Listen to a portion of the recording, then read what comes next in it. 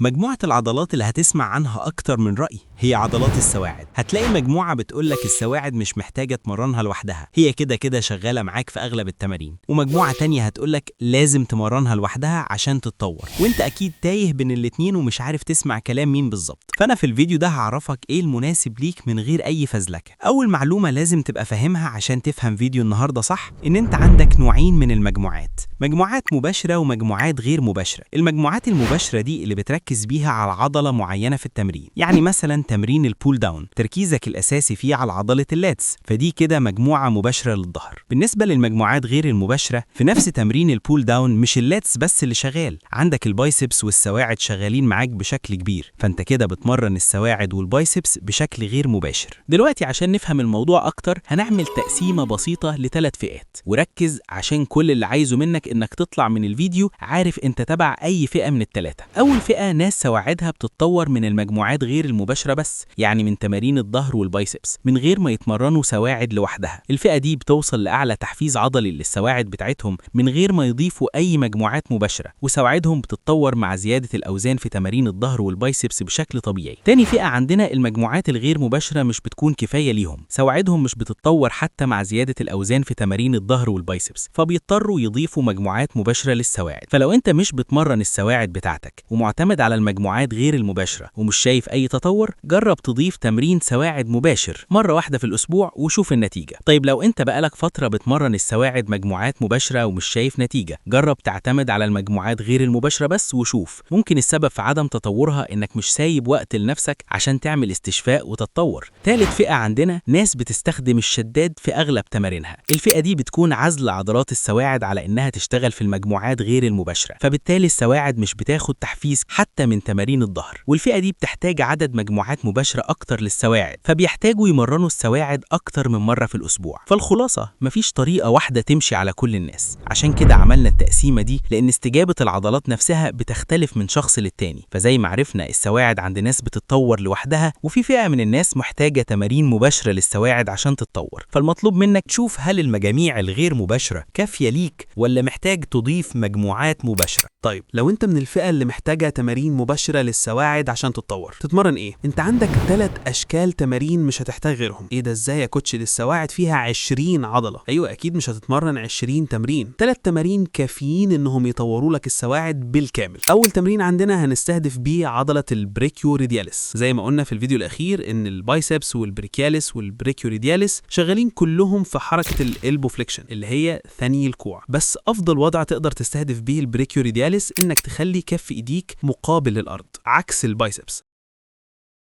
عندك أكتر من شكل تمرين، اختار شكل واحد منهم يكون مريح ليك واستمر عليهم. ده بالنسبة لعضلة البريكيوريدياليس. ثاني تمرين عندنا هنستهدف بيه عضلة الريست فليكسورز. عندك برضو أكتر من شكل، اختار شكل واحد منهم واستمر عليه. ثالث تمرين عندنا هنستهدف بيه عضلات الريست اكستنسورز. نفس الكلام، عندك أكتر من شكل، اختار شكل واحد منهم واستمر عليه. فأنت هتختار 3 تمارين وتثبت عليهم وتطور من أوزانك فيهم. هل لازم تلعب ال3 تمارين في نفس اليوم؟ لا، تقدر تقسمهم على الأسبوع. لو فهمت فيديو النهارده وطبقته صح، فانت هتقدر توصل لاعلى تطور للسواعد بتاعتك باذن الله. وكالمعتاد لو استفدت من فيديو النهارده ما تنساش تصلي على النبي وتعمل لايك وسبسكرايب عشان يوصلك كل جديد. سلام.